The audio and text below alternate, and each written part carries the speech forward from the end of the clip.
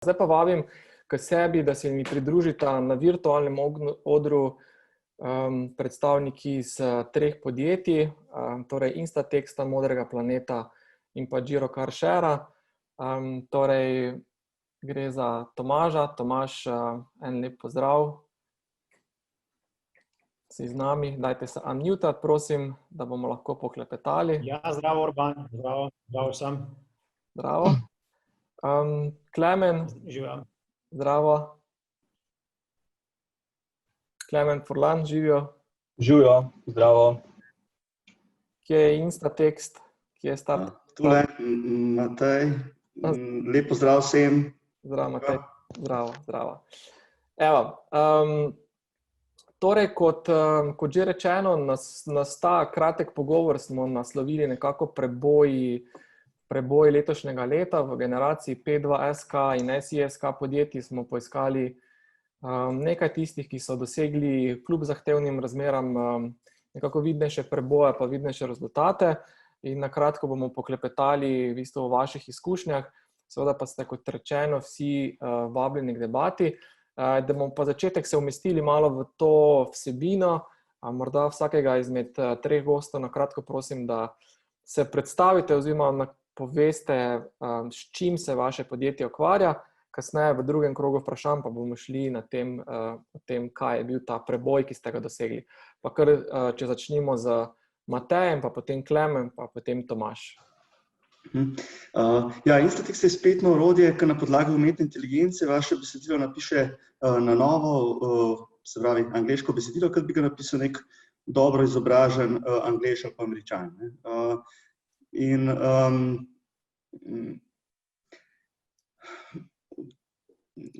Kaj želite še slišati?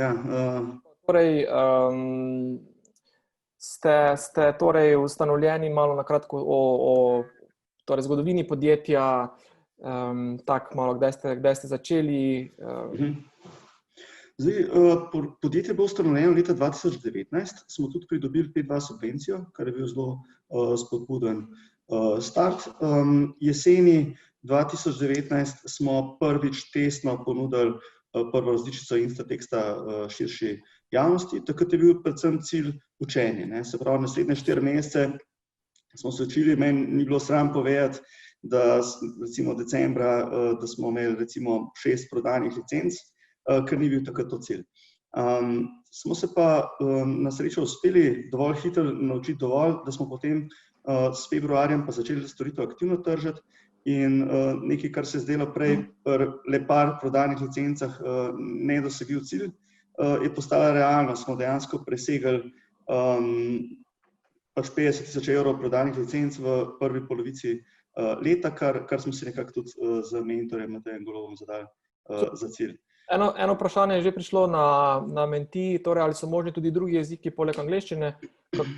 Zaenkrat še ne, ker smo se osredotočili posebej na akademski segment. Zdaj v bistvu v procesu Customer Discovery tudi iščemo, naprimer, za katera podjetja.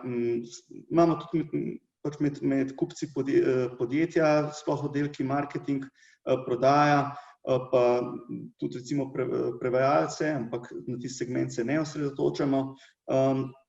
Skratka, angleščina je nekaj, kar je ta hip res daje dodano vrednost. Jasno, pri akademskem pisanju, ki je zelo zahtevno, pa ki se neposredno meri v bistvu uspeh v teh oddanih pa sprejetih znanstvenih člankih, projektih in tako dalje. Podobno je pač pri marketinških vsebinah in tako dalje. Tako da smo ostali pri angleščini in se zdaj osredotočamo na tem, kako bi orodje naredili še v bistvu hitrejše, prijetnejše za uporabo, drobne stvari. Pripravljamo na primer temu rečemo personalizirani slovarji, pa razne oblike personalizacije v smislu, da bomo lahko rekli, ne mi popravljati na primer credit scores v credit ratings, tudi če bi bilo to v danem momentu čisto smiselno, jaz kot avtor besedila hoče imeti neke strokovne besede nedotaknjene. In se izkaže, da je to kar težek problem, ki ga v bistvu še nihče ni reševal. Z marketinškega vidika nam je v bistvu zdaj cilj, trenutno imamo kupce že iz 15 držav, ugotoviti perspektivne regije v Evropi in tudi čim prej pripraviti produkt za na Product Hunt. Hvala, Matej. Gremo kar naprej. Torej, Klemen Foran, Giro Car Share. Izvoli, Klemen. Kratko o vašem podjetju, kaj počnete in v bistvu pot nekje do danes. Giro Car Share je bil ustanovljen 9. mesec 2018, torej smo zdaj drugo leto obstoja. Smo softversko podjetje, ki se ukvarja z rešitvami na mobilnosti. Zdaj imamo, ta situacija, ki neke ustaljene principe, ki trenutno delujejo in so prej delovale v mobilnosti, je kar konkretno prevetrila, tako da ljudje malo zdaj razmišljajo na drugačne načine in mi smo takrat, pa jaz osebno že nekaj časa prej praktično stavil na par stvari, in ta stava gre zdaj v pravo smer. Stavil sem v delitveno ekonomijo, stavil sem v to, da bojo telefoni prevladali pred računalniki in stava je bila v to, da bo svet bolj v eko gledal in začel bolj uporabljati električna vozila kot te standardne prevozna sredstva. In zdaj, danes je za nas trenutno norija, ker stvari, pravi trenutek na pravem mestu smo in imamo dva produkta, predvsem ta drugi produkt Giro Mobility, ki omogoča avtomatizirano oddajo vozil, se pravi tako skirojev kot koles in zaprtih sistemov električnih vozil, je tisti, ki trenutno imamo, ogromno enega povpraševanja. Mi smo zdaj recimo s Skiro servisom štartali v Ljubljani v avgustu, trenutno smo prisotni Portorož, Maribor, se pravi tudi pri vas v Mariboru, Bled, gor Prekmurje in se zelo zdaj aktivno dogovarjamo za to, da bomo šli na Hrvaško. Tako da zelo, časovnica in vse skupaj, nam ustreza. Načrtujemo pa zdaj v kratkem nemško govoreče trge s tole našo business-to-business ponudbo, se pravi mi v osnovi kot softversko podjetje se ne ukvarjamo, oziroma ni nekega dolgoročnega plana se ukvarja z fleet managementom, se pravi z upravljanjem flot, ampak iskati business-to-business partnerje v državah in jim pomagati razvijati posel, da postanejo pomembni playerji na svojem področju. To še me zanima, Klemen, rekel si, da si stavil v bistvu na 3 stvari, torej sharing, micromobility pa v bistvu ta ekološki vidik. Ali so te stave bile rezultat nekako sreče, ali so bile te stave rezultat nekega sistematičnega analiziranja okolja, trendov, izkušenj v panogi, kar zdaj stavo povezujemo z igralništvom in srečo, ampak mislim, da je več kot samo sreča za temi pravimi stavami. Sreča je po mojem na nivoju timinga, se pravi, zdaj, če ne bi prišlo do te neke COVID situacije, definitivno bi šle stvari počasneje. V osnovi tudi Facebook ni bil prvi, sam najbrž je bil časovno pravi. Tako da, možnosti, ali dobiš nekoga, ki je pripravljen ogromno denarja zlivati, recimo Uber, tudi mogoče malo prehiter, pa mu najbrž zdaj pomaga maksimalno ta situacija. Tako da timing je sreča, to, da pa gremo v elektriko, v mobilne telefone, pa da je delitvena ekonomija, bom rekel, ni zdaj neka velika znanost, časovnica, kdaj bo prišlo do masovne uporabe tega, je pa bolj bolj odvisna od sreče, po moje, kakor zdaj ne vem kakšnih analiz. Tukaj še zdaj eno vprašanje, kako handlate vandalizem pri projektu Bicikl. Vemo, da je bil to največji challenge podjetja. Ja. Mi trenutno, naša situacija, recimo, za Skiroje, ker imamo dobro relationship z Triglav zavarovalnico, naši Skiroji so zavarovani pred krajo, odbitna franšiza 4%, se pravi, zavarovani smo, po drugi strani se pa aktivno borimo, ker tudi zavarovanje ti ne nujno pomaga, da boš ti ohranil, bom rekel, ta ugoden rating zavarovalnico. Tako da primer, mislim, ja, ljudje vzamejo Skiro in mi vemo, kje je in pokličemo policijo, pa policija reče, ja, ne moramo noter.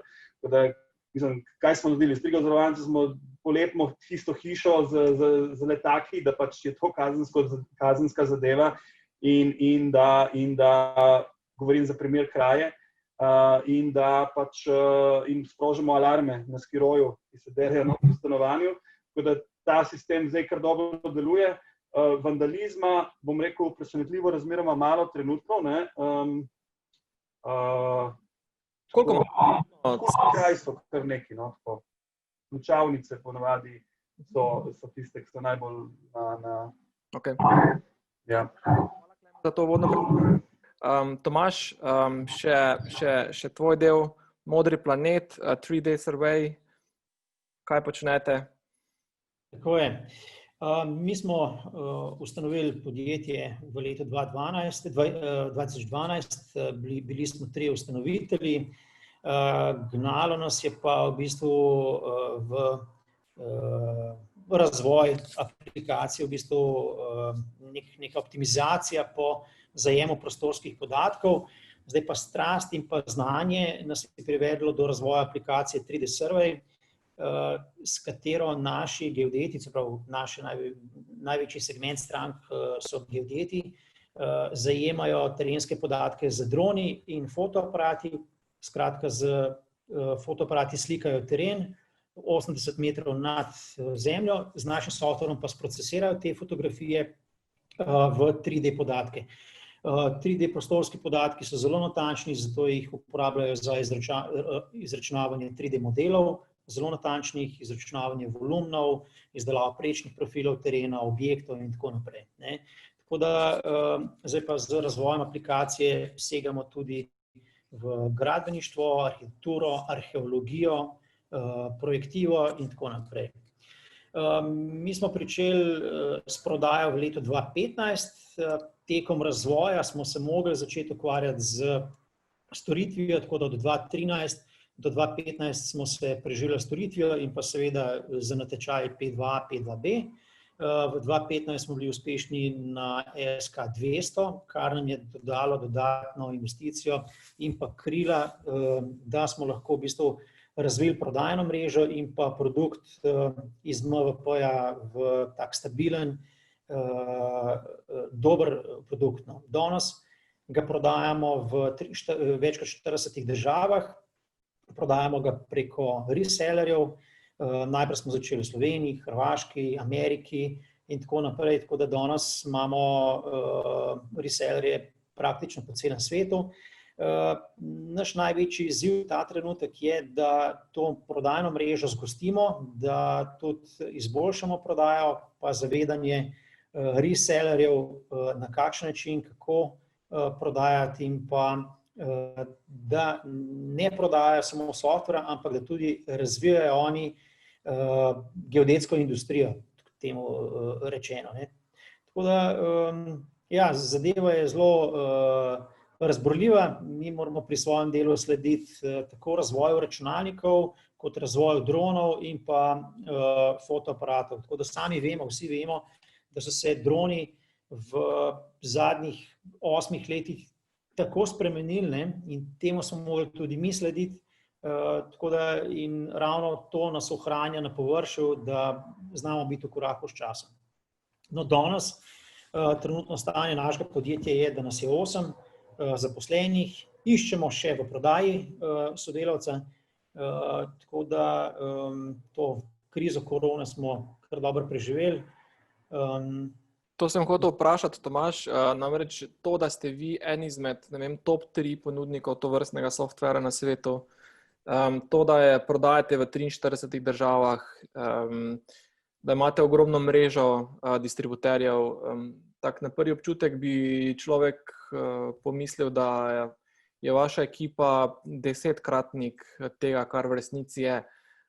Zdaj me pa zanima, ali ste tako v bistvu super učinkoviti, ali ste tako dobro, imate dobro nastavljene procese, kako lahko vzdržujete po eni strani zahtevnost pa konkurenčnost softvera, ki verjamem, da tekmujete z veliko večjimi igralci kot na trgu iz tujine, in po drugi strani ta nekako gromozansko prodajna mreža.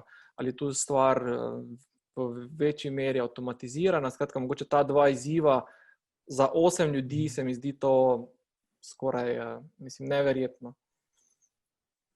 Ja, v naši ekipi v bistvu se 2/3 ekipe ukvarja z razvojem programa, tako da 1/3 pa s prodajo. Zdaj naša prodaja, kot sem omenil, temelji na distributerjih oziroma resellerjih, tako da tukaj se ukvarjamo z njihovo vzgojo, prenovili smo prodajni proces. Zdaj ta korona nam je prav koristila, da smo prenovili te prodajne procese in pa nekako konsolidirali ta odnos z distributerji, ker prej smo bili kar malo razpršeni, malo kaotični s pogodbami, vsak distributer je imel majčkeno drugačne pogoje. Zdaj smo pa nekako opredelili tri statuse distributerjev z različnimi pogoji, kar je odvisno od njihove prodaje in pa seveda tudi njihovega zavedanja. Delali smo zelo veliko na tem, da razumejo našo kulturo, naše vrednote in da tudi na ta način prodajajo naš softver. Pač odlikujemo se po tem, da imamo zelo dobro podporo, kar ljudem veliko pomeni, sploh v tem segmentu softvera, pač aplikacije, ki je dokaj zahtevno za laičnega uporabnika, in tukaj pač smo nekako razvili zelo dobro podporo z nekimi posnetimi filmi, webinarji, ki so vsak dan na voljo, in pa seveda online podporo, ki je pač takojšnja. Tako da, ko nekdo pride, kjerkoli stranka pride do nekega problema, ali mu nudi naš reseller podporo, ali pa mi sami. Tako da tukaj smo zelo uspešni. Super. Ja, prodajo, to korono smo pa preživeli predvsem zaradi tega, ker imamo zelo, zelo razpršeno prodajo. To se pravi od Filipinov do Amerike, tako da kjerkoli se je pojavil problem, so pač nekako prodajo drugi nadomestili. Zdaj ne vem, smo imeli srečo, ali je bila pa ta odločitev, da čim prej razpršimo prodajo, bila dobra. Tako da zdaj delamo na tem, da zgostimo in pa še probamo skoncentrirati to prodajo tudi po posameznih državah. Cool. Hvala, Tomaž. Zdaj, recimo, če zaokrožimo ta prvi krog predstavitev, zdaj torej sistematiziran prodajni proces in nekako široka razpršena distribucijska mreža, nekako tista, poleg tehnologije, seveda najmočnejša stvar, ki nekako vam je omogočala, da ste tudi v teh zahtevnih časih dobro delovali, in tudi za vse ostale, ki ste danes tukaj, kar nekaj po imenih vas nekako poznamo, pa po dejavnosti je, da vaša prodaja temelji na distribucijski mreži, na mreži distributerjev. Predlagam, da Tomaža pocukate za kak nasvet.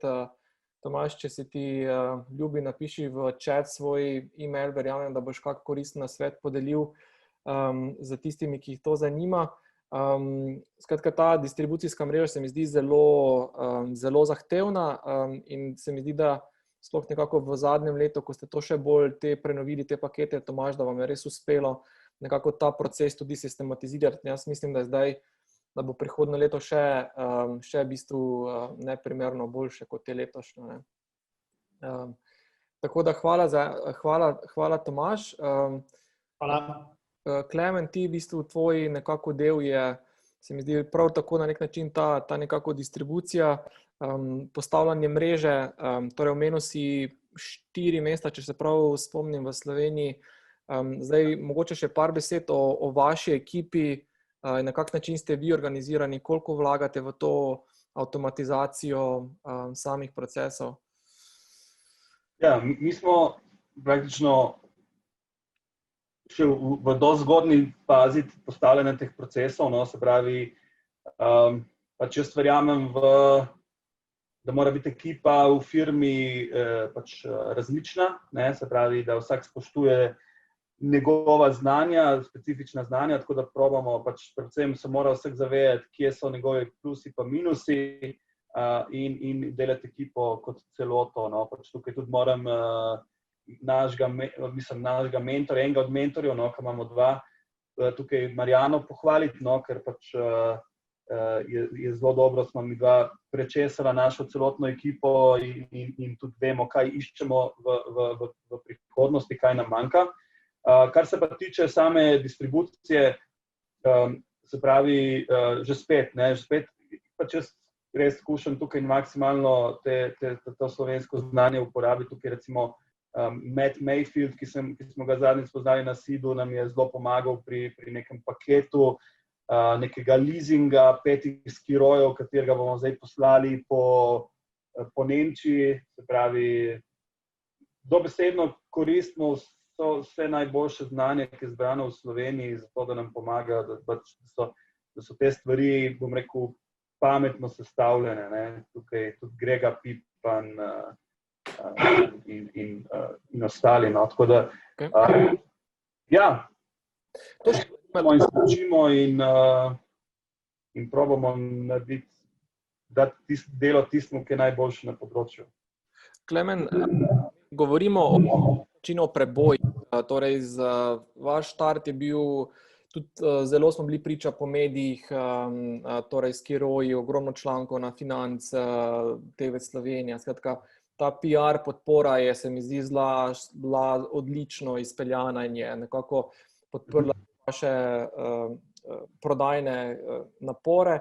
Kdaj boste, za kakšnimi številkami boste zadovoljni v Sloveniji, torej koliko Skirojev, samo da si znamo predstavljati in kdaj predvidevate te številke dosegli? Ja, že spet pohvala tukaj naši drugi mentorci, ki tukaj poskrbela, da smo bili tako, bom rekel, prepoznavni, gospod Povšič.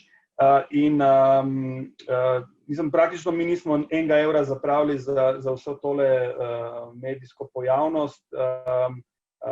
Kar se pa tiče tega potencijala, jaz mislim, da je po nepotrebnem malo tudi, bom rekel, se vse potencira, vse nesreče za Skiroji, ne vem, jaz osebno, mislim, mi v 2 mesecih nismo imeli nobenega poročila o bilo kakšni poškodbi ali nesreči. Mogoče sicer se je to zgodilo, ampak ponavadi pridemo do tega, tako da super sodelujemo. Recimo, kako smo šli naprej. Jaz preprosto sem šel do mestne občine Ljubljana, povedal, se pravi, oni so povedali njihove skrbi, previsoke hitrosti na pločnikih, neurejeno parkiranje. Ampak mi smo, ker sledimo tem globalnim unicornom, ki pač so te težave aktivno rešujejo, smo pač ponudili, se pravi, mi sledimo vsakemu Skiroju, kako je parkiran, ker se zaključi najem z slikanjem. Mi imamo omejen, se pravi, geofencing, omejeno hitrost v centru mesta, v C-coni, da so bili zelo veseli in zadovoljni in so nam preprosto odprli potem vrata tudi v Maribor, Celje in tudi Zagreb, Rijeka. Tako da, če nasloviš njihova vprašanja, pač vsi, bom rekel, tukaj je malo kar bojazni strani avtomobilske industrije, ker pač jaz, ko se vozim iz centra, mislim iz pisarne v center, se vozim z Skirojem namesto z avtomobilom in je bolj udobno, hitrejše, si na zraku, tako da definitivno niso VC izmetali denarja v te ameriške unicorne na 100 milijonov, če bi bil produkt slab, ne. Ok, hvala. Mogoče, preden gremo še na to vprašanje, ki smo ga dobili, torej Matej, vaša nekako en izmed razlogov tudi za vaš preboj pa je v bistvu zelo oster fokus in omejevanje vašega segmenta, ki ga nagovarjate. Zdaj, na kak način ste res prišli do tega relativno ozkega segmenta, ko bi v bistvu mogoče na prvo žogo lahko bi zelo široki nagovarjali praktično 10-krat večjo ciljno skupino. Mogoče ta proces, s pomočjo katerega ste prišli do tega, da ste se res fokusirali segment, ki ga nagovarjate in ki se je izkazal tudi za zelo dobičkonosen.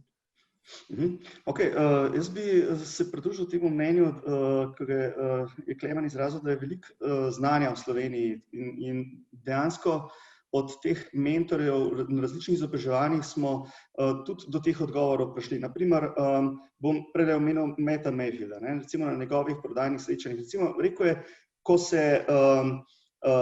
če se ti osredotočiš na več, recimo segmentov, potem te v bistvu kupci ne vidijo kot bolj dobrega za vse, ampak te vidijo, v bistvu dobiš samo presek teh treh grup, na nek način. Če si predstavljamo kakor Venove diagrame, A, B, C, v bistvu, če nagovarjam 3 ciljne publike hkrati, nekako potem imajo občutek, da je to samo za tiste, ki so kombinacija vseh treh, recimo. Mogoče nisem najbolj povedal, ampak to je ena modrost. Druga modrost je, da recimo,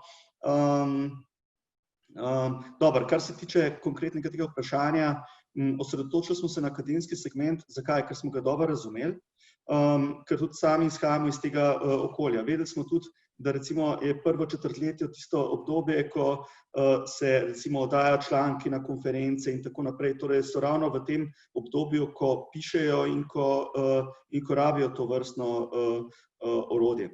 Tretja stvar, ki pa je tukaj pomembna, je pa v bistvu najtežje je prodajati, to sem se spet naučil z teh izobraževanj, produkte v rangu, naprimer tam okrog 1000 evrov, 700 evrov, ker v bistvu online prodajo lahko pelješ za produkte tam do 100, mogoče 200 evrov, za specializiranega prodajalca pa rabiš v bistvu produkt, ki ga lahko prodajaš po precej večjih zneskih, 2-3 tisoč in naprej.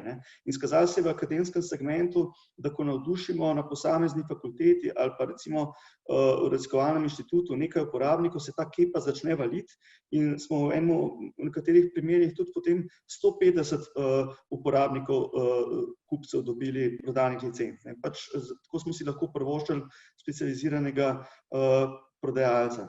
Zdaj, ena stvar, ki je mogoče pomembna, treba je nekako probati razumeti te mentorje, ki imajo res veliko znanja, ampak včasih gre to znanje potem mimo nas in ga ne apliciramo čisto dobro na svoj produkt. Recimo, nam je veliko pomagali,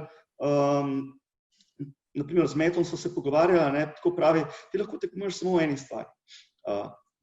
To je en konkreten primer, recimo,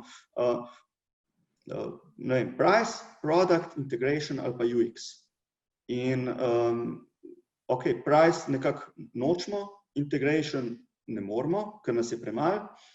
In smo spoznali, v produktu smo tle mi drugačni od vseh orodij, od Grammarlyja, od vseh teh orodij. V bistvu Instatex napiše besedilo na novo in s tem korenito nekako izboljša besedilo in ga naredi bolj berljivega, bolj razumljivega, ampak za ceno, da moraš potem zavračati posamezne te popravke. In tle je bilo treba omogočiti uporabniški vmesnik, ki to, recimo, kad si predstavljamo Word v track changes, da lahko hitro delamo z orodjem. In spoznali smo, da UX pa res ni tisto, kjer želimo tekmovati oziroma si zamisliti svojo uporabniško izkušnjo. In ko smo to dojeli, smo potem enostavno pobrali najboljše lastnosti posameznih orodij, ki so nekako podobni. Naprimer, Google Translate ima 2 okna. Izkazalo se je, da ne rabimo imeti gumba clear, ampak je zadosti tisti križec, ki pomeni, da zbrišeš besedilo copy. Ko smo imeli na veliko gumb, to so zdaj mogoče take banalne stvari, ampak je smešno, kako uporabniki niso dojeli, da recimo copy pomeni, da zbrišeš besedilo. Če pa daš tisto ikonco od Google Translate v desnem spodnjem kotu, pa vsak razume. Oziroma potem smo še track changes, recimo toolkit uvedli in tako naprej. In naenkrat so uporabniki začutili uporabnost in potem je lahko prodaja stekla. Skratka, treba je poslušati mentorje in jih tudi razumeti, probati malo povrtati mogoče pri posameznih stvarih, kaj točno je mišljeno kje, ne? Se poglobljeno pogovoriti o čem. Odlično, hvala. In Mateja in Klemna bi prosil, da tudi v chat napišete vajne kontakte za vse tiste podjetniki, ki mogoče imajo podobne izzive, pa bi vas želeli poprašati za kak nasvet, kak komentar. Zdaj pa vprašanje za vse tri, na kratko, če odgovorite, torej koliko resursov časa gre za support strankam? Torej zdaj rečemo, da na mesec opredelite, koliko torej ljudi ali pa FTE-ev ur namenite supportu strankam. Živo. Izvolite. Matej, Klemen. Tako, čez palec bi ocenil kakšne ure na dan, se pa res trudimo, da je to kvalitetno narejeno, zato ker je to v bistvu tista prva linija s kupci in tule dobimo pa tudi dobre povratne informacije in vse, kar... Kdo to počne? Kdo počne pri vas to, Klemen? Matej, oprosti. Ja, v veliki meri si jaz vzamem čas za to, ker se mi to zdi res pomembno. Hvala. Klemen, pri vas? Support? Ja, za nas isto zelo, zelo pomembno in recimo večne bitke z programerji, pač doskrat programerji imajo problem, da pač smislijo, da vejo, ne. Tukaj imamo recimo tako situacijo, imamo izjemno sposobnega serviserja, ki je res primeren za to, da pač potem uči, bom rekel, na tem franšiznem nivoju ostale te business ownerje in recimo situacija, ko pač nekdo s terena se pogovarja s programerjem in ja, vedno je tisti, ki je na terenu ključen, no, da pove, kako je in pač poslušamo. Jaz v prvi fazi pač poslušam vse težave, imamo pač sistem, kjer pač potem takoj ticketing damo naprej. Smo pa na nivoju, imamo pač enega dedicated support gospoda in pač delamo najbolj tako probamo narediti resen sistematiziran support in je to recimo eden izmed taskov, ki ga imamo zdaj v roku 2 mesecev, da sistemsko postavimo. Super, hvala. Mogoče že Tomaž, še za tebe, da zaključimo. Ja, pri nas investiramo v... Pomembno pogovarjati se z... Evo, še jaz uletim.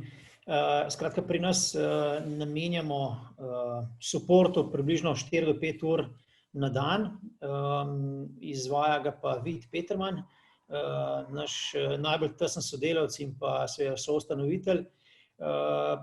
Glede tega ga jaz zelo občudujem, ker je tak zelo strasten do tega. Njegova strast je res pomagati našim strankam. In mislim, jaz bi izgubil živce, nisem človek za to, on pa je tak, da v bistvu privede res vsako stranko do konca, se pravi, ji dobro razloži, kaj pa kako reši vse njihove težave. Tako da glede tega ga zelo občudujem.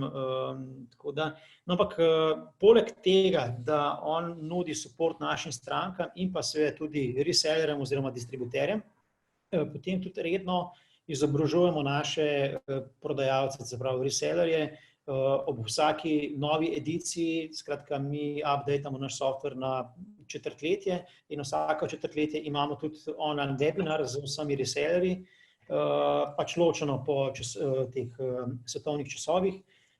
In tako da za support gre v bistvu, če nekako konsolidiramo vse skupaj, en človek mesečno. Ja. Ogromno. Odlično. Hvala vsem trem za te izčrpne, kratke, drnate informacije. Jaz sem prepričan, da bo dokoristile vsem ostalim, ki so, oziroma tistim, ki imate ali pa se soočate s sorodnimi izzivi.